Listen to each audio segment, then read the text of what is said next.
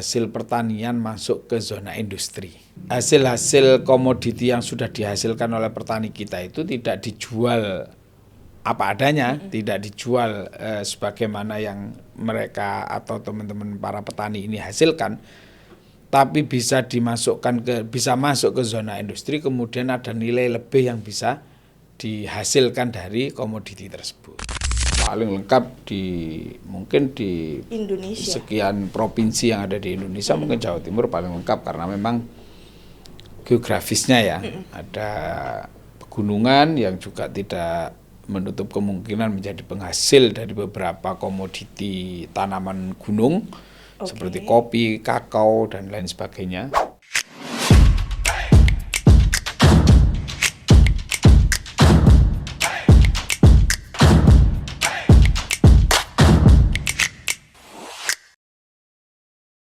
Selamat datang kembali di podcast Kios Koran bersama dengan saya Nilu Rara yang akan ngobrol santai bersama dengan anggota DPRD Jawa Timur. Kita di sini akan membahas seputar Jawa Timur lah ya, sebagai perwakilan rakyat daerah gitu kan ya. Dan kali ini kita akan kedatangan Bapak Muhammad Abdul Qodir dari fraksi PKB, anggota Komisi B DPRD Jawa Timur. Selamat pagi Bapak Qodir. Pagi Mbak Rara. Iya. Ini saya panggilnya Bapak, Cak, atau apa nih? Om boleh. Rodok bahaya gile Om iki. Om Qodir gimana kabarnya? Kok gak enak? Gak enak ya kayaknya. Nggak, saya biasa dipanggil Cak aja. Oh Cak, ya. Cak Qodir, hari ini gimana kabarnya Cak Qodir? Baik, alhamdulillah. Alhamdulillah. Sudah sarapan, Cak? Alhamdulillah sudah. Sarapan apa, Cak? Tapi kelihatannya Twitter lo ya. wajah Acara bapaknya ini sarapannya menu masakan istri. Asik. Menu Jawa atau luar Jawa, luar negeri mungkin? Ya, Jawa lah. Jawa. Karena orang Jawa. Karena orang Jawa. Oke, ini supaya kita lebih dekat lagi sama Cak Qodir gitu kan, kita akan membahas kepribadiannya Cak Qodir di sini. Cak Qodir, aslinya mana kalau boleh tahu? Saya asli Gresik. Oh, asli Gresik. Asli Gresik, lahir di Gresik. Dapilnya? Dapil Gresik juga. Oh, dapilnya Gresik juga. Lamongan juga. Gresik. Dapil 13 ya. Dapil 13 Dapil mencakup 13. Gresik, Lamongan. Ya, itu aja ya berarti ya. Oke. Cak Qodir, kegiatannya selain menjadi anggota DPRD apa nih? Saya Ada peternak. Kan? Oh, peternak. Ya, saya peternak. Saya juga ya supplier kecil-kecilan untuk beberapa industri sandal sepatu lah. Oh, sandal sepatu, boleh lah saya di endorse, Cak. Boleh? Boleh, ukuran saya 41 ya. Oke, Besok tolong dibawakan ya. Nanti dicatat. Dicatat Aja maksudnya. Salah kok bisa itu loh. Oh, berarti Cak Qodir ini adalah peternak ya. Makanya komisinya pas di Komisi B. Betul. Oke, Cak Qodir, ini Komisi B. Ini kan masyarakat pastinya banyak sekali yang masih belum tahu gitu kan. Komisi B ini sebenarnya membahas terkait apa aja sih kalau boleh tahu? Komisi B itu sebenarnya salah satu domain unggulannya ya di perekonomian. Oh, perekonomian. Salah di duanya? antaranya adalah pertanian, kelautan, UMKM yang berkaitan dengan uang lah ya. Hajat hidup banyak orang. Iya. Karena sektor-sektor ini sektor-sektor yang banyak orangnya. Banyak orangnya. Petani, kelautan, UMKM juga termasuk ya. Sektor apa ya? Kulineran, sektor ya? keumatan. Keumatan, sektor yang setiap hari itu pasti dibutuhkan oleh masyarakat. Betul ya, Cak Qodir ya. Betul. Untuk pertanian tadi salah satunya. Salah satunya. Baik, karena pertanian di Jawa Timur itu kan apa ya? Ibaratnya penyumbang terbanyak perekonomian di Indonesia kan ya, Cak ya? Kalau di Jawa Timur ini pertanian itu penyumbang PDRB kedua kayaknya setelah industri. Setelah industri. Ya. Setelah industri, tapi seringkali di beberapa daerah kabupaten kota di Jawa Timur ya silih berganti. Kadang tahun ini penyumbang PDRB terbesarnya ada di industri, kayak Gresik itu juga sama. Masih industri pertanian. Pertanian dalam arti luas ya, ada kelautan juga, ada perikanan. Kalau Lamongan itu kayaknya penyumbang PDRB terbanyaknya di sektor pertanian. Perikanan. Oke. Gresiknya Gresik mana Pak? Kalau boleh tahu, Gresik kan banyak ya, luas gitu ya. Ada di Gresik Selatan, jadi ujung. Sebelah barat saya ini sudah Mojokerto, sebelah timur saya Surabaya. Oh, berarti Gresik yang kalau lewat tol ini yang Tol Sumo. Kalau turunnya di situ berarti. Ya, desa saya itu persis rest area 726. Itu desanya. Berarti Cak Qadir ini asli wong desa. Asli berarti ya. Wah, keren banget. Terus ini kalau ngantor ke Indrapura PP kah atau naik PP saja. PP. 40 menit nyampe kantor. 40 menit nyampe kantor ya. Kalau lewat tol itu berarti turunnya lewat tol Pasar Turi. Ya. Nggak bosen gitu, Cak? PP kan itu termasuk ya dikerjakan dengan riang gembira kan. Tidak membosankan. Iya, karena kerjaannya sampingan itu ya. Anggota DPRD ya. Tugas mulia betul untuk masyarakat Jawa Timur. Betul ya Cak Qadir ya? Iya. Oke, kita akan di episode kali ini bersama dengan Cak Qadir, kita akan membahas seputar optimalisasi hilirisasi pertanian Jawa Timur, kemudian juga peta jalan komoditas yang diperlukan. Ini sebelum saya bertanya lebih jauh lagi, kita tanya yang deket-deket ya. Ya Cak ya, sebenarnya apa aja sih yang menjadi salah satu komoditas yang ada di Jawa Timur? Jawa Timur ini sebenarnya lengkap ya. Kalau ngomong komoditas paling lengkap mungkin di Indonesia. Sekian provinsi yang ada di Indonesia, mungkin Jawa Timur paling lengkap karena memang geografisnya ya. Ada pegunungan yang juga tidak menutup kemungkinan menjadi penghasil dari beberapa komoditi tanaman gunung seperti kopi, kakao dan lain sebagainya. Kita punya daerah Malang, Lumajang, Jember. Kalau Jember itu apa ini? Ya, Jember ada kakao, ada kopi, ada tembakau, ada bahkan tembakau unggulan produk pertanian Jawa Timur yang dibuat rokok cerutu apa itu bahkan dari Jember. Jadi memang lengkap. Nanti di belahan barat kita punya Ngawi, Ponorogo, itu komoditi unggulannya pasti padi, jagung, dan seterusnya itu komoditi pangan unggulan ya, pangan pokok, beras, jagung dan seterusnya.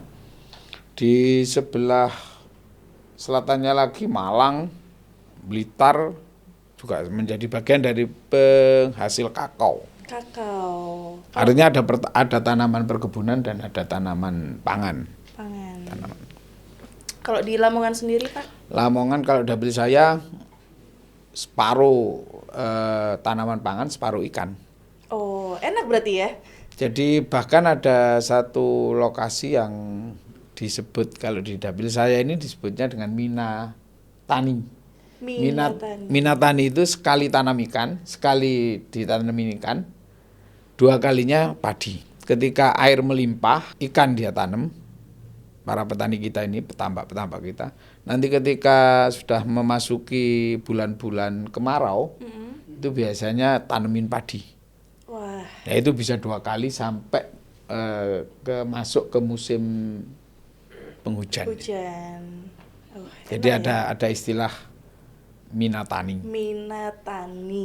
Ada yang mina saja ya, ada yang tani saja, ada yang Mina Tani. Dua-duanya tadi. Dua-duanya ya. Oke. Ini yang Lamongan ya. Kalau Gresik sendiri? Gresik sama. Oh sama. Mina Tani juga? Ada Mina Tani di daerah Duduk, Cerme, di beberapa kawasan lah yang menjadi irisan perikanan, juga ada yang Mina Tani. Termasuk Sedayu,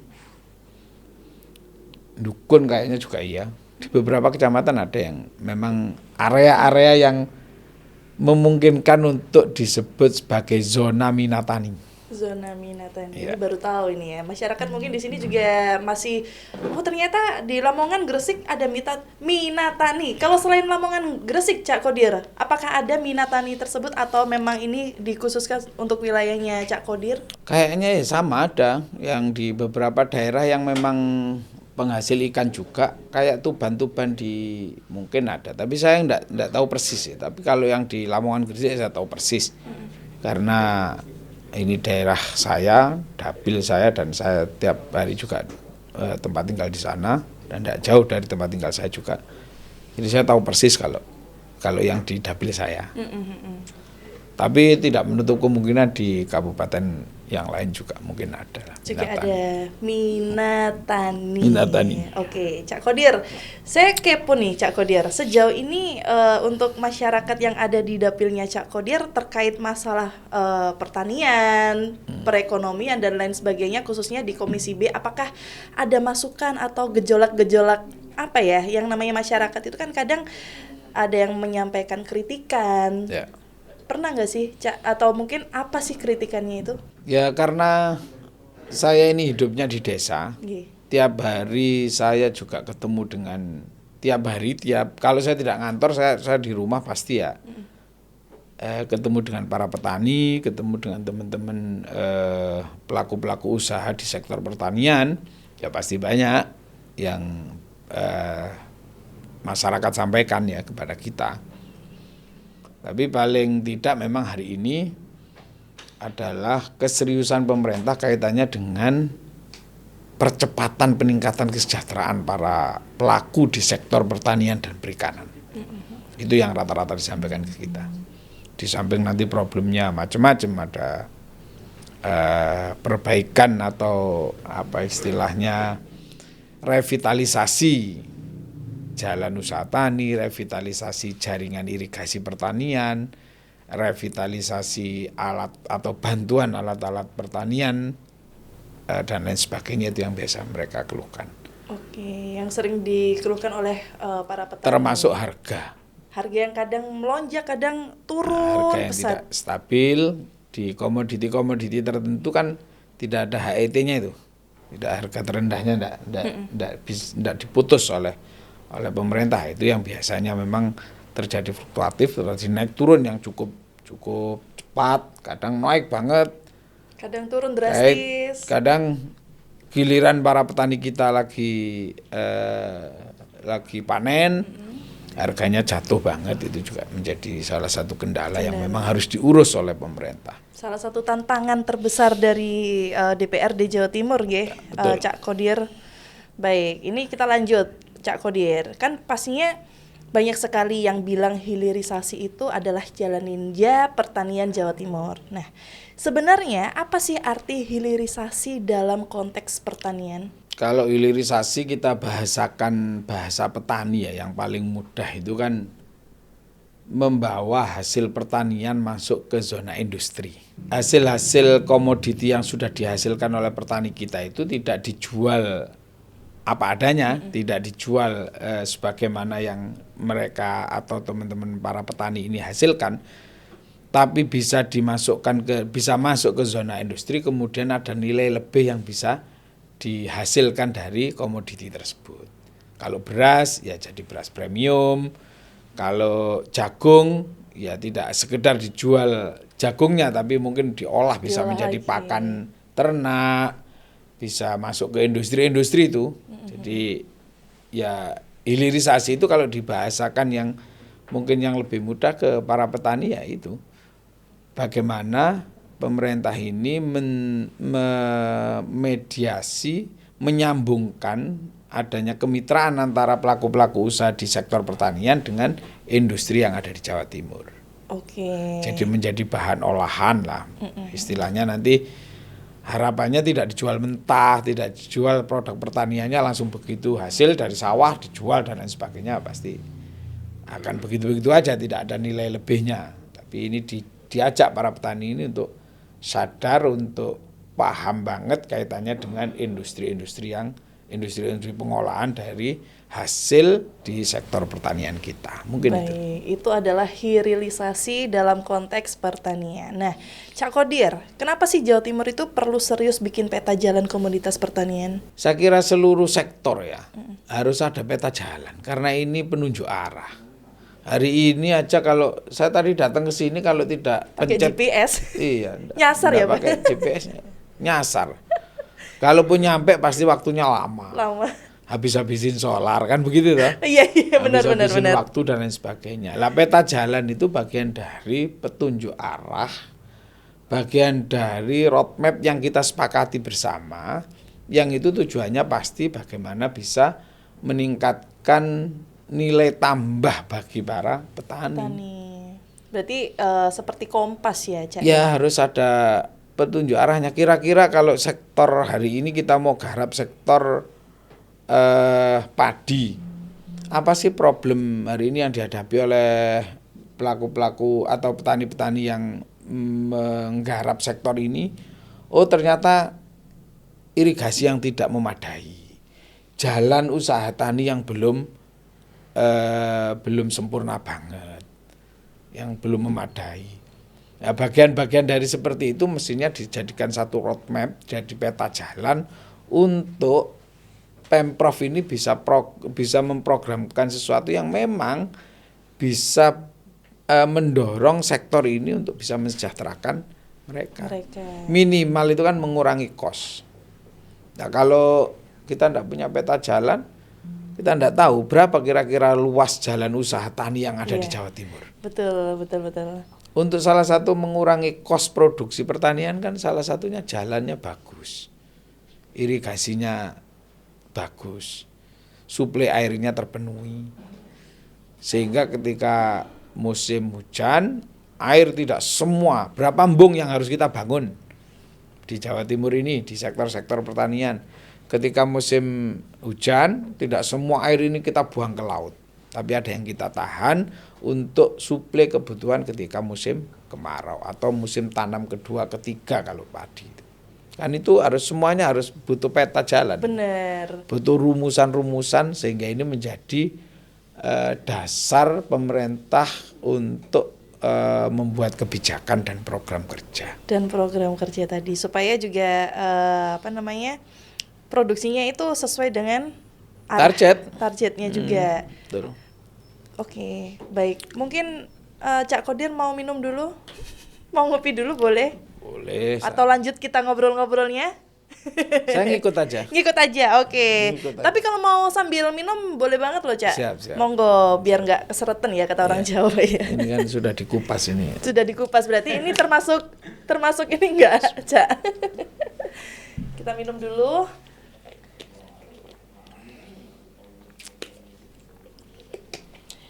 Kita lanjut ya, Cak Qodir ya.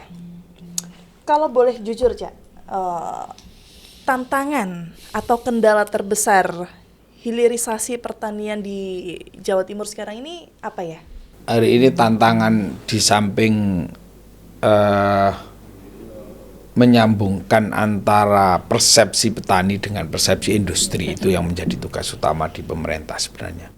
Bagaimana antara industri pengolahan dengan pelaku-pelaku petani, dengan petani-petani kita itu satu persepsi, satu tujuan, satu pemikiran bahwa memang komoditi-komoditi yang kita produksi melalui lahan-lahan kita itu ada nilai lebih ketika ini bermitra dengan para industri dan pelaku-pelaku industri kita. Itu yang hari ini harus dilakukan. Yang kedua, memang tidak semua produk pertanian kita itu memenuhi kualifikasi kebutuhan industri. Oh, berarti ada standar-standarnya. Nah, maka tugas pemerintah melalui Dinas Pertanian harus membuat standarisasi produk pertanian. Saya contohkan yang paling update ini yang kita garap hari ini ya, garam. Madura itu kan jelas-jelas penghasil garam. Betul. Tapi kenapa garam dari Madura, garam dari Gresik, garam dari Benowo, Surabaya itu tidak masuk ke industri kita? Karena alasan industri kita pasti kualifikasinya Pak. Kami butuh garam yang Seperti ini. kualifikasinya seperti ini, kualitasnya seperti ini. Nah, padahal industri kita di Jawa Timur ini kebutuhan garamnya cukup tinggi. Cukup tinggi. Dan itu akhirnya apa? Mereka impor. Terus? Mereka mengimpor garam dari luar. Nah, ini yang harus terus dilakukan pembinaan. Artinya tadi itu menyambungkan kemitraan antara industri dengan pelaku-pelaku di sektor pertanian itu ya tidak hanya sekedar menyambungkan, tapi juga pemerintah Provinsi Jawa Timur juga harus memberikan edukasi, pelatihan agar kualifikasi kualitas produksi petani kita itu memang sesuai dengan spek yang dibutuhkan oleh industri kita. Yang ketiga, modal. Nah, selama ini apakah belum ada kualifikasi dari Pemprov terkait yang tadi Cak Qodir katakan? Kalau saya boleh jujur ya sangat kurang sekali. Saya kemarin baru saja rapat itu dengan Dinas Kelautan soal garam itu tadi yang saya sebut. Industri apa ini? Kalau industri kain itu apa? Tekstil kita di Jawa Timur besar banget itu. Besar. Lah industri tekstil itu kebutuhan garamnya juga tinggi. Masa iya sih garam Madura, garam-garam yang dihasilkan oleh pelaku-pelaku kita, para pelaku pembuat garam kita ini, baik Madura maupun di Gresik maupun di beberapa tempat yang lain ini tidak bisa dipakai untuk kebutuhan tekstil ini. Kan ya naas banget. Belum lagi nanti industri garam itu spek tertingginya pasti masuk di garam-garam yang masuk kualifikasi untuk sebagai obat. Jauh itu. Wong untuk industri tekstil aja nggak bisa. Nah ini yang harus didampingi. Dan saya kira memang perlu kerja keras dari pemerintah. Serius ngurusnya serius. Nah, Cak Qodir, ini saya mau tanya, kalau misalnya dari beberapa wilayah yang tadi Cak Qodir sebutkan seperti misalnya garam dari Madura, kemudian dari Surabaya dan lain sebagainya, itu kan ada beberapa jenis yang tidak sesuai standar kualifikasi dari yang tadi Cak Qodir bilang. Terus itu diapakan, dikemanakan gitu? Akhirnya ya garam-garam ini menjadi komoditi yang diolah di home industri kecil, di kebutuhan-kebutuhan masyarakat, termasuk kebutuhan peternak. Akhirnya kan nilai harga jualnya kan juga cukup rendah. Iya. Maka jangan kemudian kita mempersalahkan masyarakat kita kalau kemudian pelaku-pelaku usaha di sektor garam ini ya jadi ogah-ogahan lagi. Apalagi anak-anak muda hari ini ya ngapain panas-panas begitu terus garamnya murah banget kan begitu. Tapi kalau dilindungi, diedukasi, dikasih pelatihan, dibantu bagaimana kemudian bisa membuat garam yang memenuhi kualifikasi industri, pasti ada nilai lebih. Kalau itu pasti nanti pelaku-pelaku di sektor ini akan tumbuh. Anak-anak muda juga mau ikut terjun. Tentunya ya ada pemanfaatan teknologi yang masuk ke sana lah. Kalau selama ini kan garam kita ini mengandalkan panasnya matahari, pencahayaan dari situ. Tapi di beberapa negara kayak India sudah tidak lagi. Oh, sudah tidak ada. Di Australia itu garam sudah tidak lagi mengandalkan itu.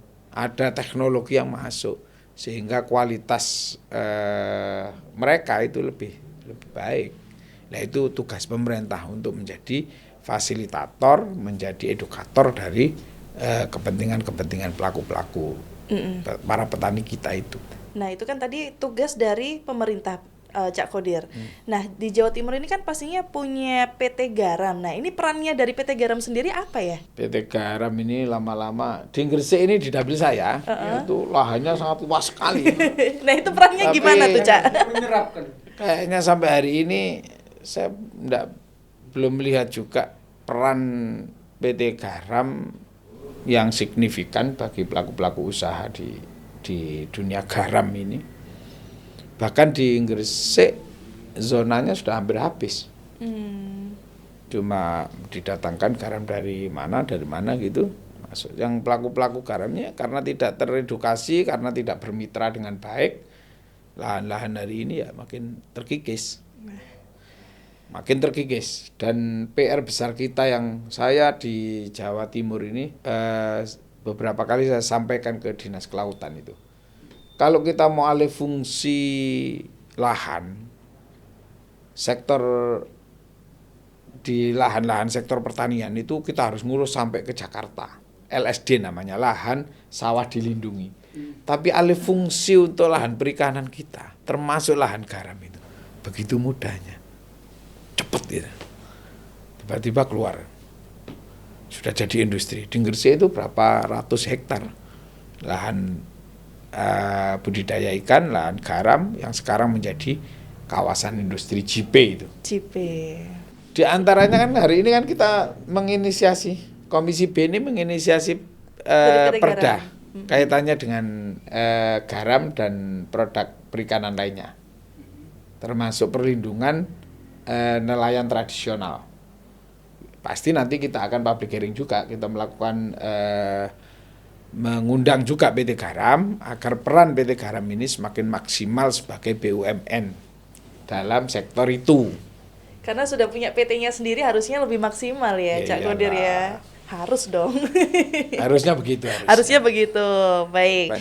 Ini kalau ngomongin soal komoditas, Cak Qadir, apa sih contoh nyata komoditas Jawa Timur yang sudah siap dihilirisasi? Hari ini yang surplus kita ini beras. Beras. Tebu kita juga terus meningkat.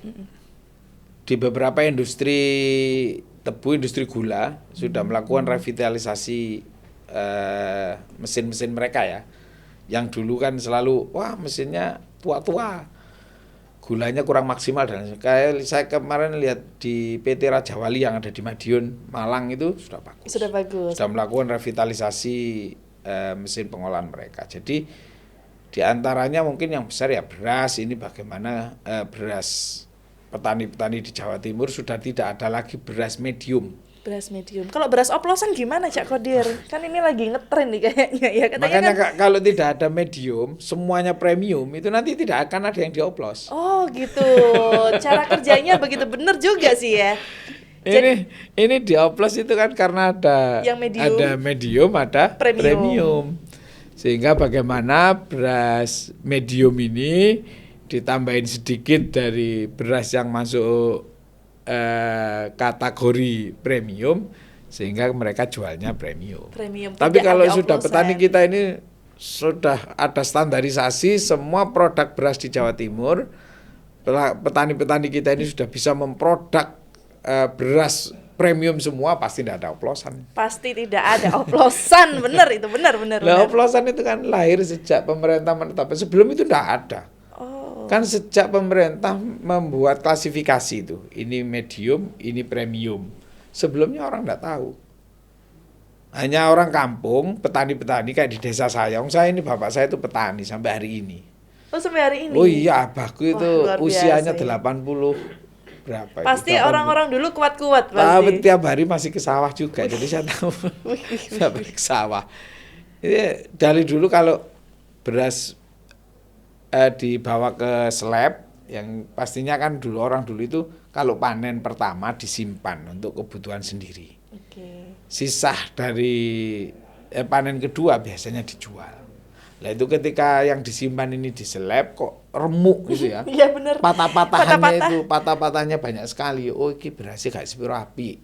Lah itu kan bisa jadi kekeringannya kurang, artinya kandungan airnya masih tinggi. Kemudian kualitas, saya baru paham loh ini, ternyata ada kandungannya seperti itu ya, Cak ya. Kandungan airnya tinggi, kurang kering, kurang, kalau orang Jawa itu, kalau orang petani itu belumnya sebutnya durung tuwek temenan wis dipanen. Nah, ya, kurang juga, kasih sayang juga ya. Itu juga menyebabkan kualitas beras itu menurun. Ketika diseleb patah-patah, kandungan airnya tinggi dan lain sebagainya. Itu kemudian oleh pemerintah ditetapkan, oh yang begini ini namanya medium. Yang begini ini premium. Yang utuh-utuh itu 80% kalau tidak salah, 85 atau 80% itu. Ini semua utuh. Oh berarti ini premium. Akhirnya jadilah beras oplosan, ya kan? yang punya mensrea. Saya kira lagi tenar ya. Mensrea.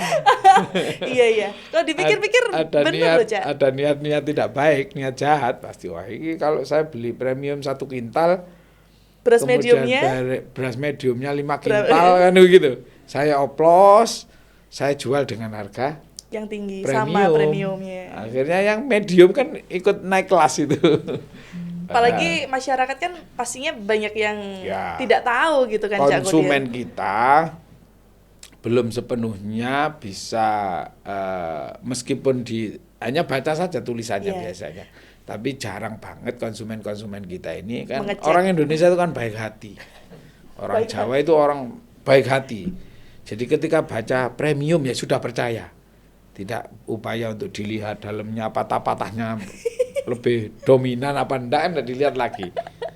Pokoknya ono tulisannya premium percayalah. Akhirnya dibeli dengan harga premium. Premium. Ya, berarti Jadi masyarakat nanti cara menghapusnya gimana beras oplosan? Semua standarisasi masuk premium sudah pasti. nggak ada. setuju. Harus dimasukkan ke dalam Iya. tahap premium semuanya. Nanti jadi klasifikasinya begini, ada beras premium, ada beras apa yang pupuknya menggunakan organik itu, beras organik. Beras organik. Di beberapa kabupaten di Jawa Timur Barat, Ponorogo, Ngawi itu sudah Pakai organik iya, tadi. menghasilkan beras organik. Itu jadi nanti ini premium dan ini beras organik, itu jualannya lebih mahal pasti. Karena dia tidak menggunakan pupuk kimia sama sekali. Oke, berarti benar-benar real. Iya, semua pakai organik. Saiki wis serba males ya, males Iya. buat bikin Harus dan ini tugas harus pemerintah. diedukasi lagi Harus dong diedukasi. berarti. Saya sih lagi kampanye besar-besaran, pakai pupuk organik, manfaatkan pupuk-pupuk kandang. Kalau dulu di setiap rumah ada 2-3 ekor sapi, kambing dan lain sebagainya, maka manfaatkan kotoran hewan itu. Itu biogas itu ya, Iya. Cak Kodir ya? Iya. Berarti sampai sekarang ini Cak Kodir lagi mengedukasi Ya, lagi kampanye itu. kampanye itu di dapilnya berarti ya di Gresik dan Saya Lamongan. ngajak beberapa petani sayur. Petani Kalau sayur. daerah saya ini sayur, penghasil sayur terbesar. Sayur apa itu, Cak? Macam-macam. Oke. Ada bayam, ada ya kemangi, ada senikir, ada sawi, ada macam-macam. Tapi sejauh ini mereka para petani gimana pendapatnya? Iya, Mau ya pakai yang organik? terbantu.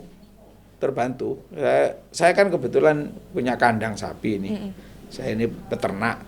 Itu biasanya saya keringkan, habis itu dicacah gitu. Kalau punya mesin sebenarnya itu digiling kotoran sapi itu. Giling sampai lembut, itu nanti dikasih beberapa cairan lah.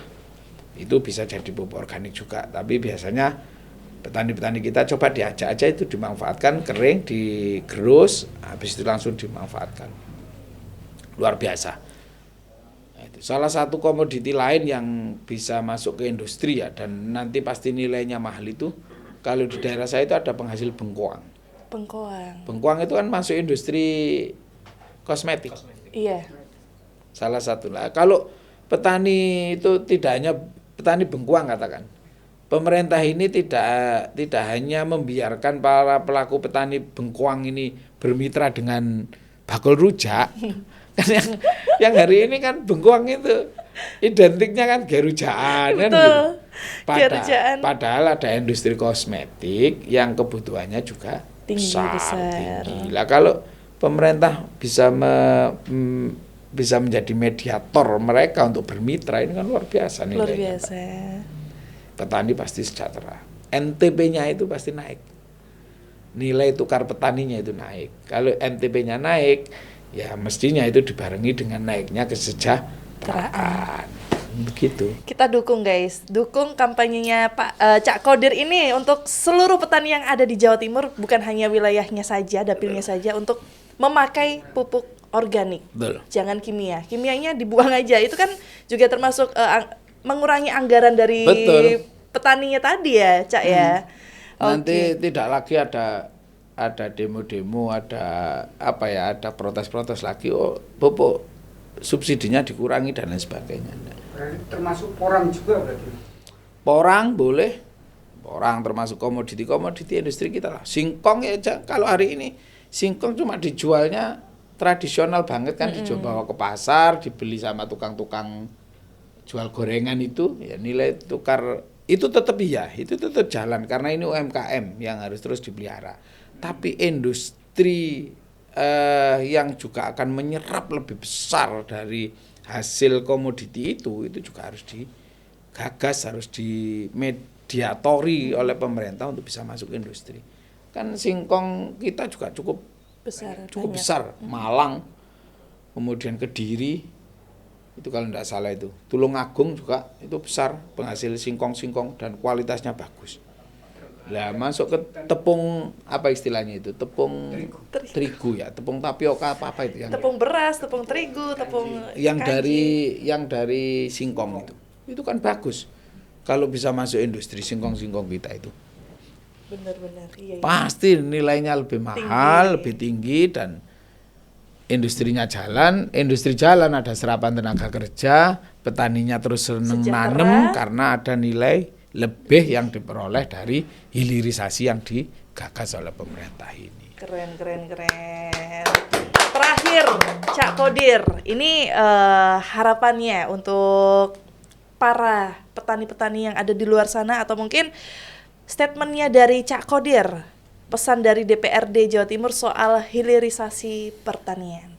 Monggo bisa lihat di kamera sebelah sini. Saya berpesan pada pelaku-pelaku petani kita di Jawa Timur.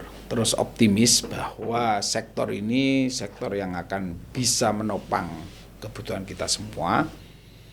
Sektor ini kalau kemudian dikelola dengan baik akan menjadi income yang baik juga dan tinggi bagi kita.